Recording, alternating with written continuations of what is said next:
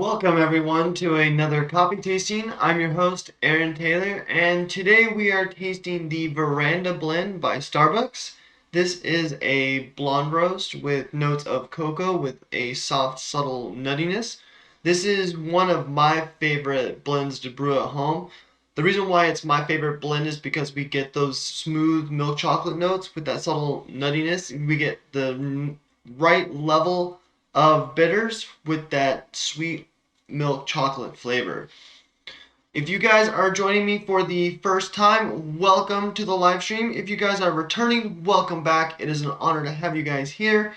If you haven't had a chance to hit that like and subscribe button down below, go ahead and do so. That allows me to create more content for you guys and make this channel that much better. Alright, so we like to brew our coffee 3 different ways on this channel, and the reason why we brew our coffee 3 different ways is so that we can explore the different flavor notes that we get out of the coffee from the different brew methods, but from the same cup of coffee. So with the French press, we're going to get a lot more of those sediments and a lot more of those oils, giving us much more flavor. And with the pour over, we're going to filter out some more of those sediments and a little bit of the oils. And with the Chemex, we're going to filter out much more of those oils and much more of those sediments, giving us a much smoother cup of coffee.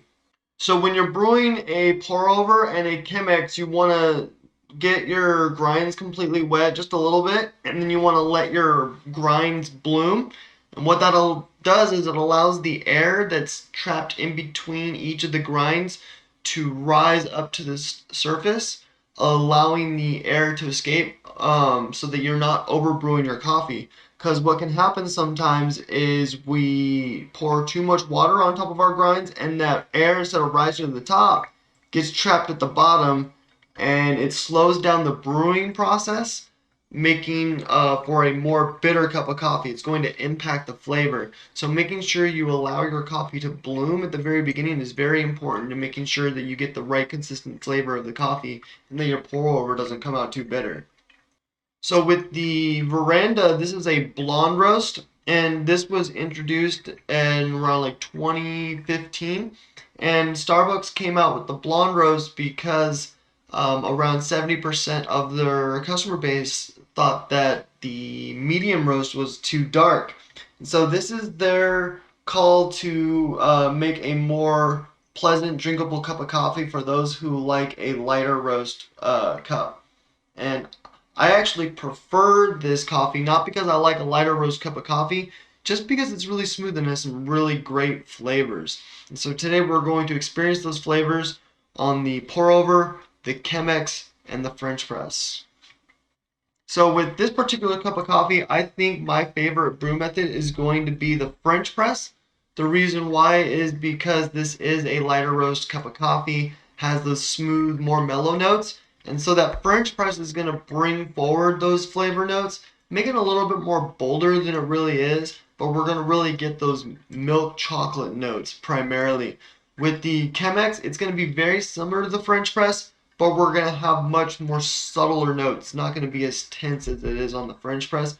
And with the pour over, we're going to see a little bit more of those nutty notes, and we're going to see a little bit more of the bright citrus flavors that might be in this coffee as well. So while we wait for the French press and the Chemex to continue to brew, we are going to try the pour over on the Veranda blend. So we're going to go ahead and smell the coffee first, and we're going to try and get those aromas. So immediately when I smell it, I'm definitely getting a lot of those nutty notes that we get. It's very mellow and soft on those nutty notes, but we're definitely getting those nutty notes, and that's because of the pour over. With the pour over, the milk chocolate, those bitter flavors aren't going to be as predominant as they are on the Chemex or the French press.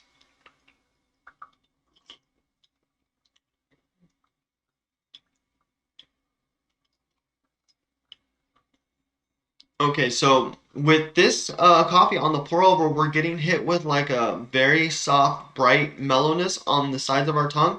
And those are like the citrus flavors and also with the slight nuttiness as well. So it almost gives it like a soft, roasty flavor. And then as it washes away, we get that milk chocolate sweetness in the center of our tongue, paired with those the leftover, almost I would almost say like a hazelnut flavor. Really good. So on the pour over, we get that initial bright citrus punch on the sides of our tongue, but it's not super intense. It's really mellow. And then as it washes away, we get those milk chocolate sweet flavors, and then those nutty flavors linger on with that milk chocolate. Really, really good.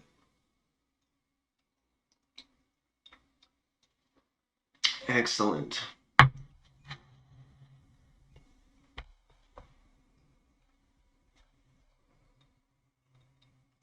So with the French press, what makes this different is the fact that there's no paper filter involved in this. And what that does is it gives us more sediment. So when you introduce the paper filter to your filtering process, the paper filter catches a lot of the sediments and then even absorbs some of the oils that passes through. So with the French press, we're getting a lot more of those sediments and even more oils as well than you would in a pour over. And so that's going to impact the flavor, giving us more of an intense, bold flavor. And it's going to bring out some more of those bitters. And so in this case, we have those milk chocolate bitters. So we're going to get more of those milk chocolate flavors. And that those bright flavors with the nuttiness is going to kind of take more of a back seat.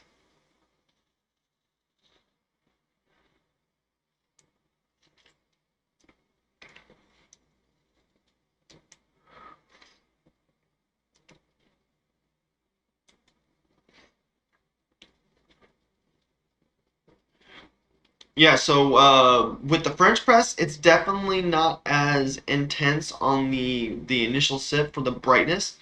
We definitely do still have that bright, almost citrusy flavor at the very beginning, but we mainly get those nutty notes right off the bat for the French press, and then as it washes away, we're really left with that intense milk chocolate flavor.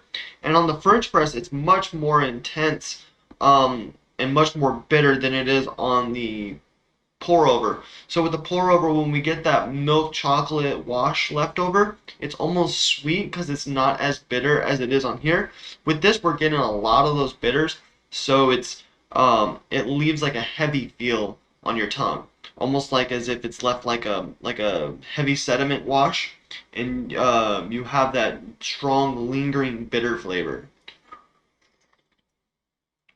So it's really really good, especially for a blonde roast being able to bring out some more of those intense flavors and allowing for a lighter roast to have a little bit more robustness. Really good.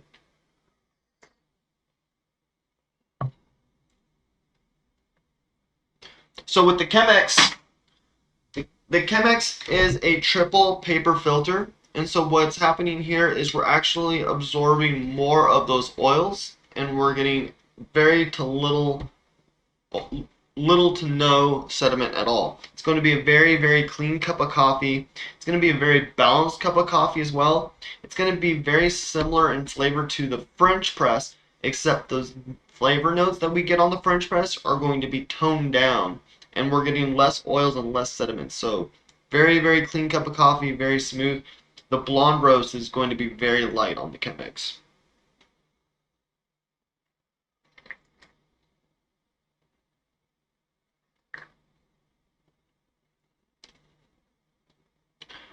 So we're hardly getting any of those bright notes that we got on the pour over, and we still got a little bit of those bright notes on the French press, but not nearly as predominant as the pour over, but we still got a little bit of those bright notes. But on the Chemex, those bright notes pretty much are non-existent. It's still slightly there, but it's much more mellow and soft. It's hard to catch. But we're definitely getting a lot more of those nutty notes. And then with as the palate washes away, we're left with that sweet milk chocolate mouthfeel like we got on the pour over. And then the reason why it has that sweet flavor is because the initial sip of our coffee has that intense bitter flavor, and as it washes away and we're left with that milk chocolate mouthfeel, it's less bitter than the initial bitterness of the coffee, and so it gives it that sweet flavor contrast to the initial sip. And so as the palate washes away through your mouth, we start to get that sweet sensation, and it's only because it's in contrast to the bitterness that you were experiencing a couple seconds ago, at the very beginning of the sip of the coffee. And so it's not necessarily sweet, but it's sweet in contrast to the first part of the sip. Really, really good. I like the Chemex a lot on the Veranda blend. The reason why I like the Chemex a lot on the Veranda blend is because we're not getting a whole lot of those citrus notes. It's primarily featuring those nutty notes. We're getting a lot of that hazelnut flavor, and then we get that sweet milk chocolate finish because as the bitterness dies down and that milk chocolate wash takes over the tongue, it gives you that sweet sensation because the contrast between the initial bitters and the lingering bitters is much more smoother. So really, really good, you guys. So with the Veranda blend, we're going to learn a little bit about the history of Brazil. So Veranda blend is a mixture of Colombian coffee and Brazil. And with Brazil, it first obtained its coffee in the early 18th century. And it was first planted in 1727 by a gentleman, Francisco de Melo Palheta. I've been looking at this light too much, you guys. It's blinding me. So Francisco de Melo Palheta was the first gentleman to pretty much plant coffee in Brazil, and it pretty much blew up. And Brazil is the one of the main exports. They produce a third of the world's coffee production. So it is one of the world's largest coffee producers. And so with that, we have when coffee first made its way into Brazil in the early 18th century, Francisco de Melo Palheta first planted his coffee in 1727. And so with that, oh man, what are they? What's the country called again? Oh, okay. So with the country of Portuguese has been trying to obtain coffee beans for the longest time from the French and the from their border neighboring borders. And the governor of the French Guiana was reluctant to give them some beans. So they have been trying for the longest time to acquire beans and cultivate coffee for themselves. And they eventually sent Palheta to French Guiana to um, uh, settle a border dispute. And when he was over there settling the border dispute, legend has it that he seduced and had an affair with the governor's wife. And when he left and came back to Brazil, he brought with him a bouquet of flowers. And in that bouquet of flowers was smuggled a couple coffee beans that the governor's wife had put in the bouquet for him. And so that is a little bit about how coffee made its way from the French to Brazil, and how the French were reluctant to give up their coffee, and Francisco Palheta had to go over there and settle a border dispute, and in the guise of a border dispute was able to smuggle some coffee beans, unroasted coffee beans, back to Brazil so that they could start cultivating in Latin America and become one of the largest producers of coffee today. So really, really cool.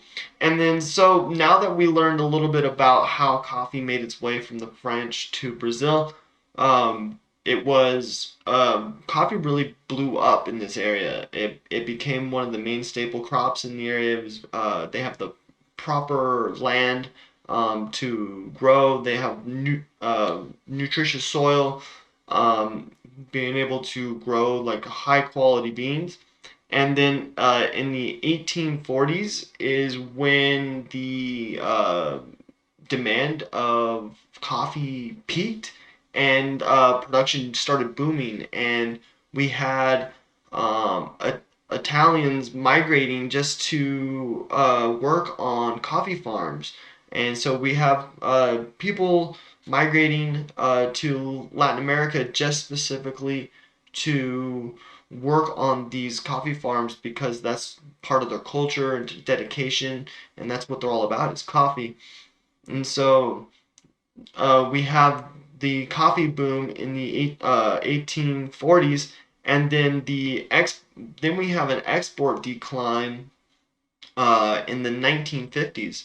So we have coffee was booming in Brazil all the way up until the early 1900s, and then as we get closer to the 1950s, we start to see an export decline and a decline in production in Brazil because other parts of the world are being able to easily produce coffee and grow coffee themselves. So we're starting to see coffee being grown in different parts of the world. So the demand of coffee coming out of Brazil is starting to lower. So they're not able to export as much coffee as they were.